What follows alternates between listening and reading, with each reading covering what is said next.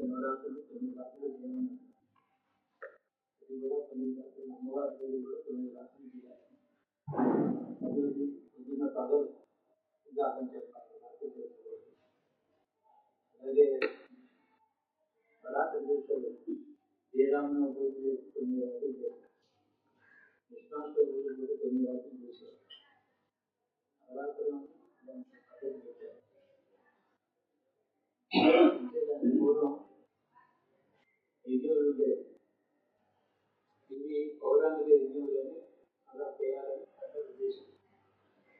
యజ్ఞం అంటే 3 రాత్రులు చేసేది ఉండేది, 12 రాత్రుల కంటే ఎక్కువ లేదు. 12 రాత్రులు అదేమి పూజలని ఉండేవి. 12 రాత్రులు అందులో అదేమి పూజకి తెలుగులో ఉండే పైన ఉండే లోకాలలో ఉండే దేవతలందరూ కూడా అదేమి పూజలు పిలువబడతారు. అంటే చరిత్రలందరూ మనలో దొరుకుతూనే ఉన్నారు, కానీ స్వర్గానికి అత్యధికంగా ఉండదు కదా. అది సూర్యోదయం లేదు, సూర్యాస్తమయం లేదు, తూర్పు లేదు, పడమ లేదు. దిక్కులు ఎక్కడ ఉన్నాయి వాళ్ళకి? అన్నీ ఉన్నవన్నీ కూడా మనుషులోకానికే ఉన్నాయి. మనుషులోకానికి ఎందుకు ఉన్నాయంటే సూర్యుడు ఉన్నాడు, ఉదయిస్తున్నాడు, అస్తమిస్తున్నాడు. ఇది కూడా నిజం కాదు. సూర్యుడు అస్తమించినట్టు మన తీరాన్ని దగ్గర కనిపిస్తాడు. కాకపోతే అయినా ఏది దృశ్యమానమో, ఏది సత్యమో, ఏది పరమ సత్యమో 3 వేరువేరుగా చూశారు. దృశ్యమైందంతా కూడా తాత్కాలికంగా దానికి ప్రభావం ఉంటుంది జీవుడు. అదృశ్యంగా ఉంటే సత్యమైనటువంటిది జీవుడు మీద.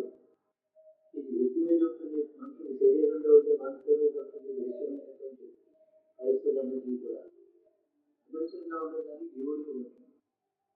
జీవుడికి తూర్పు పడవట చదువు బతుకు రోగం కూడా ఉండవు. శరీరంలో ఉంటే అన్నీ ఉంటాయి. అంటే శరీరంలో ఉండగా పూర్వలోకంలో దేవతలను పురాణ కాలంలో, పూర్వకాలంలో మహర్షులు విద్యలో ఏ విధంగా ఆరాధన చేశారో దాన్ని ప్రత్యేకంగా 9 రోజులు ఏదైనా సరే ఇది ఒక విధంగా 5 రోజులతో సమానంగా చెప్పారు. కారణం ఏంటంటే విద్యలో పగలు మాత్రమే సాధారణ ఉంటుంది. ఇక్కడ ఉదయం సాయంత్రం వెళ్తాను. ఆ విధంగా ప్రతి ఆరాధన చేయడానికి లేదు. ఇది పురాణాలకు ఉద్దేశం. మనం ఇప్పుడున్న మతం అంతా కూడా ఒకప్పుడు యజ్ఞాలు వృత్తులు ఉన్నటువంటి మంటలు ఇప్పుడు లేవు. దాన్ని ప్రత్యేకంగా ప్రత్యామ్నాయంగా దాన్ని కోరికగా చేసినటువంటి మతాన్ని సృష్టించాలి. తేడా ఏమీ లేదు. ఎందులో తేడా లేదంటే అందులో దేవతలు ఉంటారు, ఇందులో దేవతలు. ఆ దేవతలు వేదమంత్రాలు అంటే ఇప్పుడు వేరే మంత్రాలు. వేద మంత్రాలు చేయవచ్చు, సామాన్య మంత్రాలు చేస్తూ ఎందుకంటే సూర్యాయ నమః అంటే 2 సూర్య ఆదిత్యం సాంకేతిక మంత్రం. ఇంకో మంత్రం వేదంలో అది కూడా చెప్పవచ్చు. ఆ మంత్రంతో ప్రాణంలో కూడా ప్రాణప్రతిష్ఠ లేకుండా ఏదో మట్టి బొమ్మ పెట్టుకుని అందరూ ప్రజలందరూ చేసేది. గణపతి పూజలో కూడా మొట్టమొదటి ఉండేది యజ్ఞం యొక్క ప్రతీక, దాని ప్రతిబింబం, దాని కోరిక ఇందులో ఉంది. కాబట్టి ఇదంతా అస్తిత్వం ఉంటుంది. యజ్ఞం కూడా బాగా నేను బ్రాహ్మణులు కాబట్టి యజ్ఞం చేస్తాను, మట్టి చేసేసి కొంత పూరి అంటే నీకు ఫలం రాదని అర్థం వస్తుంది. ఈ యజ్ఞంలో ఉండేది ప్రత్యేక దాని యొక్క ప్రతిబింబం సామాన్య పేదవాడు చేసే దాంట్లో కూడా నిరూపణ చేశారు. లేకపోతే ఎవరితో చదువుకున్న బ్రాహ్మణుల ఫలాలు వస్తాయి, దేవతలను ఎంతమంది ఉంటారు? 1,000,000 మందికి 1,000 మంది ఉంటారు. యజ్ఞం చేసే బ్రాహ్మణులు 99 లక్షలు ఏమీ లేదనమాట. అలా ఉండదు. వేదాంతంలో వేదాంతం మతం లేదు. వేదాన్ని ఎలా వాడుకోవాలో చెప్పినటువంటి గురుతులు ఉంది. అదే మతం. వేదాంతి ఈశ్వరుడు మతం ఉందా? ఈశ్వరుడికి మతం ఎలా లేదో వేదానికి మతం లేదు. వేద మతం అంటే స్మృతులు చెప్తుంది. వేదాన్ని ఎలా వాడుకోమని చెప్పారు, స్మృతి అంటారు. అంటే వేదాన్ని శృతిని స్మృతి, స్మృతి పురాణం, తర్వాత ఇతిహాసం, రామాయణం, మహాభారతం. ఈ విధంగా 4 గంటలు కిందకి వచ్చింది. బ్రహ్మదేవుడు ఇచ్చినటువంటి తపస్సులో మహర్షులు ఇచ్చినటువంటి వేదం శృతి వినపడింది. వాళ్ళ నోటితో పలకలేదు, రాయలేదు, వేదం ఎవరు రాయలేదు. అంటే ఏంటి? ఎవరు రాయకపోతే ఎలా ఉందంటే ఒక ఋషి నాడు ఒక మంత్రానికి సూక్తాన్ని అంటారు. ఆ ఋషికి రాయలేదండి, ఆ ఋషి మీద ఉంది కదా అంటే ఆ శృతి ఆ సూక్తం ఆ ఋషి ఉన్నారు. ఆ విధంగా ఋగ్వేదానికి 490 ఋషులు ఉన్నారు. ఒకటి కాదు, 490 మహర్షులు తపస్సు తపస్సులో వాళ్ళు వెళ్ళేటువంటి విషయం ఏ విధంగా చెప్పారో అవన్నీ ఒకసారి చేసి ఈ ఋతులు ఇవన్నీ అని చెప్పి యాద మహర్షి పెట్టారు. అంటే వీటి కావచ్చు రెండు అర్థం తీసుకొచ్చి పెట్టారు. ఆయన చేసినటువంటి ఉపకారం అనని సామాన్యం ఎవరు ఎప్పుడు ఏ జాతికి ఎవరు ఎవరు ఎప్పుడు కూడా చేయనట్టు చేస్తుంది. కాబట్టి ఊరు మున్సిపాలిటీ ఇక్కడి నుంచి ఇక్కడ దాకా ఈ ఊరు మున్సిపాలిటీ అది అభివృద్ధి లేకపోతే ఆ ఊరికి దేశానికి తేడా లేదు. ఎక్కడున్నా ఎలా తెలుస్తుంది? ఈ మున్సిపాలిటీ అయినా ఇక్కడికి రాష్ట్రానికి తెలియదు, ఈ పట్టణానికి తెలియదు, ఈ దేశానికి తెలియదు. సరిహద్దులు ఏర్పాటు చేయడమే లోకోపకారం. లేకపోతే హద్దులు లేనటువంటి విశాలంగా వృత్తులన్నీ కూడా అనుభవంగా ఉంటాయి. మనకు అర్థం కాదు, విజయాలు తెలియదు.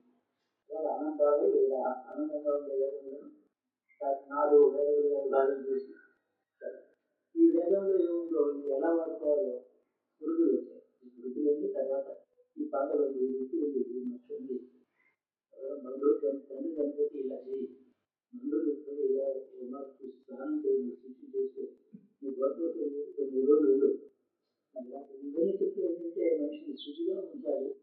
పాపం గురికి దోషములు మంచిది అంతకంటే కాపాడడం కోసం ఏర్పడ్డాయి.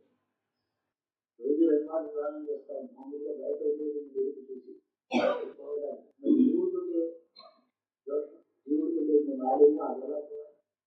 దానివల్ల ఈ ఆచారాన్ని ఏర్పడ్డాయి. ఈ ఆచారాన్ని యథార్థి నీకు ఏ అధికారం ఉందో వేదం చదువుకున్నావా అయితే నీకు చాలా కష్టాలు పని చేస్తుంది, మరీ కష్టం. ఎంత తెల్లని పట్టు అయితే అంత తప్పని మాట్లాడుతుంది. నల్లని పట్టు శుచిగా ఉండాలి కాబట్టి నీకు ఇది నీ ఇష్టాలు ఏం లేదు. నీ ఇవాళ స్నానం చేయదు, ఇవాళ సంధ్యావనం చేయాలి, నరకాలి శిక్ష పడుతుంది. అలాంటి భయంకరమైన రూల్స్ పెట్టకుండా మిగతా ఫ్రీగా వదిలిపెట్టారు. వాళ్ళకి ఐచ్ఛికం వీళ్ళు ఉంది. ఇచ్చ ఉంటే ఎలా ఉంటే అలా చేయమని ఇతరులు చెప్పారు. ఇది తప్పనిసరి ప్రాముఖ్యం. కాబట్టి ఎందుకు చెప్పాలి? అతను లాభం కోసం అతనికి ఏ లాభం వస్తుందో ఐచ్ఛికంగా చేసేందుకు సామాన్యుడు అతి లాభం వస్తుంది.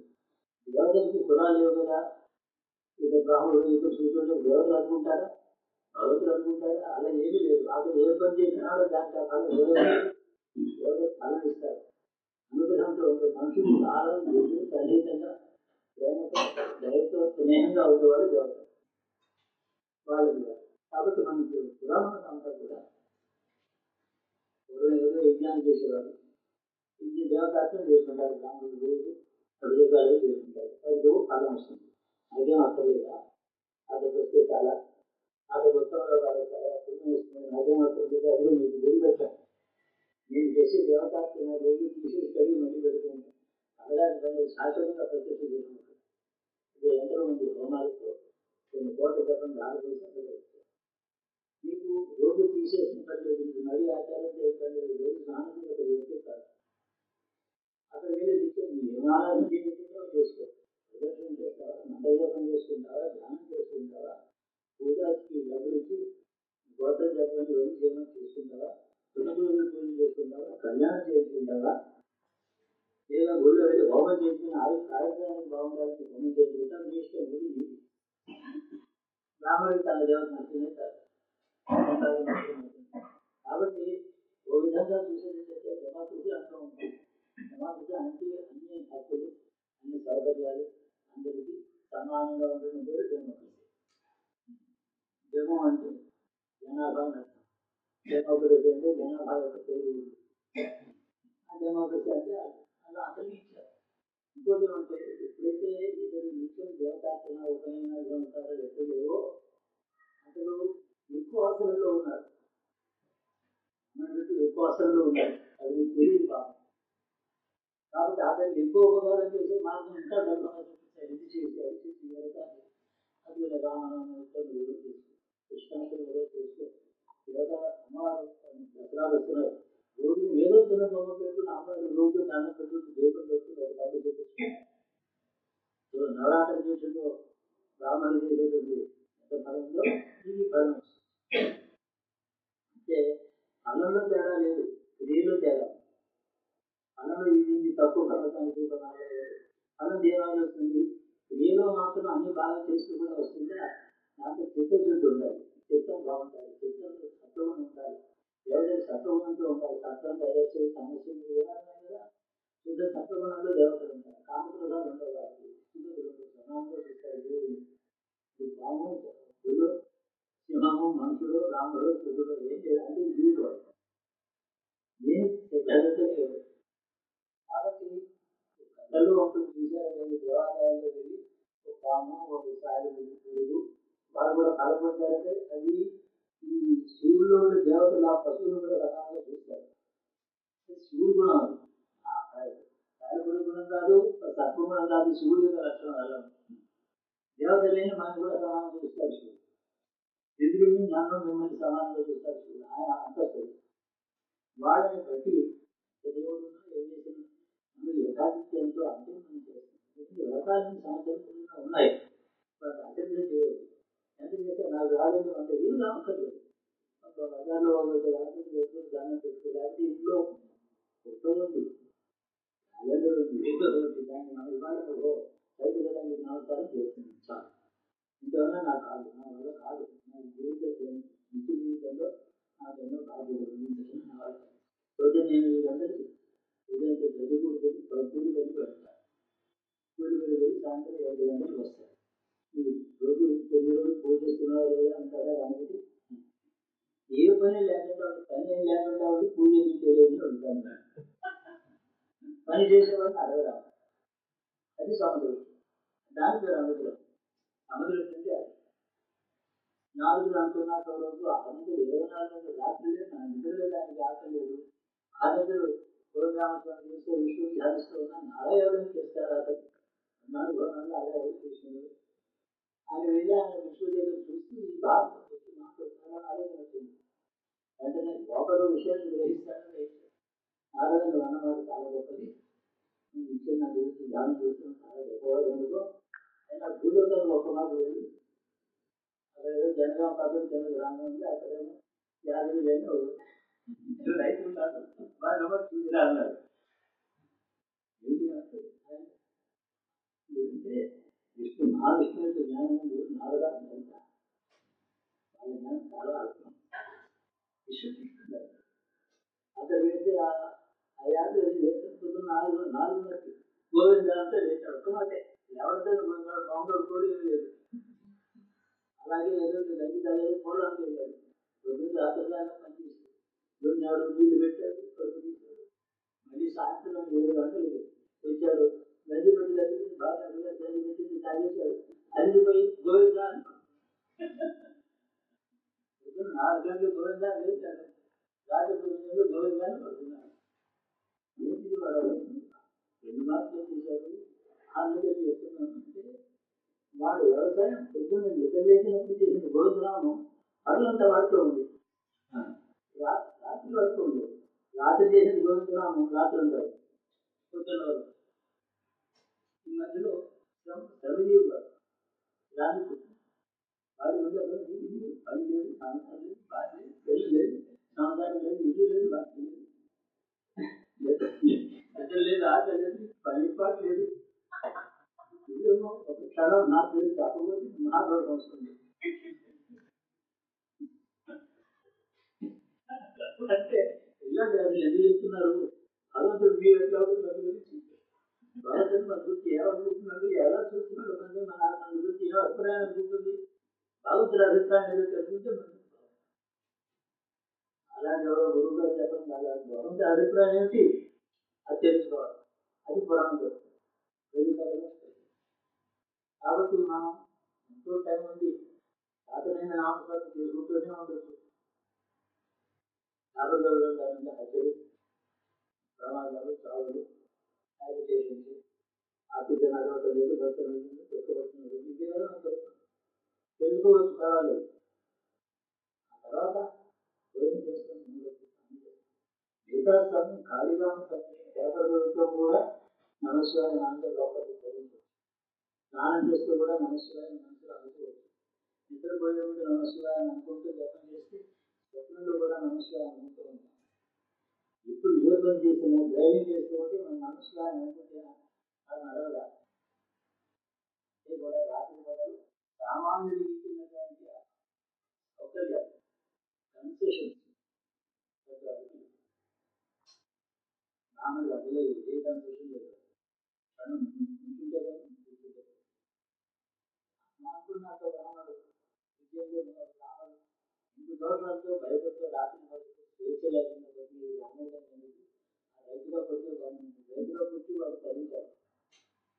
అలా అనుకున్నాడు, నాకు స్వేచ్ఛ లేదు, వాడు అంతా స్వేచ్ఛ ఉంది, నామస్వరం క్షమిస్తున్నాడు అంటే అక్కడ పుట్టగానే వాడికి మాట వినిపించింది.